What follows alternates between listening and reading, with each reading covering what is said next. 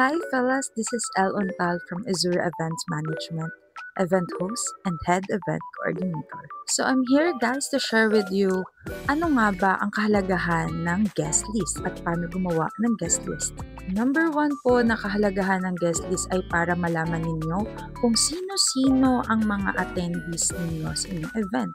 Pangalawang kahalagahan nito ay para malaman din po naming mga on-the-day event coordinator or kung sino man po yung organizer ng inyong event, kung sino-sino yung mga attendees ninyo para malaman namin kung nasa listahan po ba yung mga tao na pumapasok sa inyong event para maiwasan natin yung gate crashers.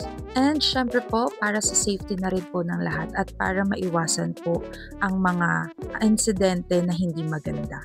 Number 3, para po syempre malaman po namin kung ilan yung head count ng mga dumating.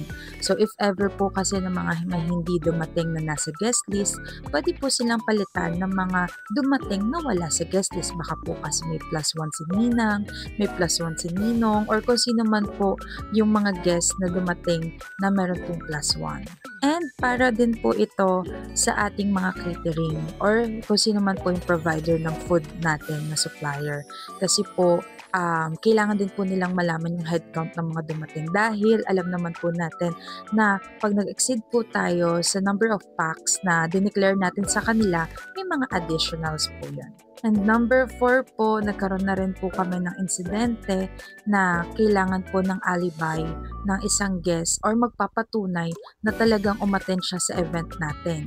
So, kung may guest list po tayo, meron po silang proofs na umattend po talaga sila doon sa ating event. At isinama po ito sa isang police report. Kaya fellas, madalas po talaga sa mga clients namin talagang naghihigpit po kami sa guest list dahil nagkaroon na po ng ganong pangyayari sa amin. And number 5, para po syempre mas maging maayos yung pagpasok ng ating mga guests sa ating venue. Kasi po, kung may guest list po tayo, ibig sabihin meron din po tayo mga table arrangements or mga designated seats. So at least alam po nila kung saan sila uupo and alam din po ng mga kukunin ninyong on-the-day event coordinator or kung sino man po mag-aasikaso din sa mga guests kung saan din po ihahatid or i-guide yung mga guests natin sa kanilang upuan. So yun fellas, yung 5 na kahalagahan ng ating guest list. So mapunta naman tayo sa kung paano gumawa ng isang guest list.